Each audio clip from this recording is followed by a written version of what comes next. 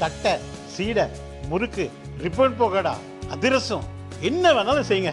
ஒரே ஒரு 5 லிட்டர் இதய மந்த்ரா கடல் எண்ணெய் பேக் ஒரு மாசம் முழுசுக்கும் அத்தனை சமையல முடிச்சு விடலாம். இதய மந்த்ரா.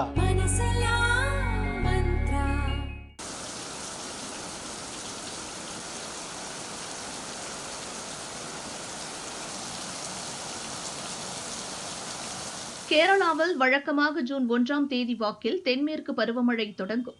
ஆனால் இந்த முறை 16 ஆண்டுகள் கழித்து ஒரு வாரம் முன்கூட்டியே நேற்று பருவமழை தொடங்கியிருக்கிறது.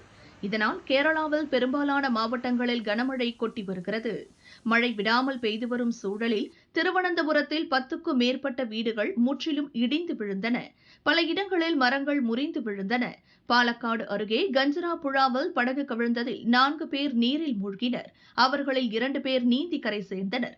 காசர்கோடில் உள்ள சுற்றுலா தலங்கள் தற்காலிகமாக மூடப்பட்டு உள்ளன.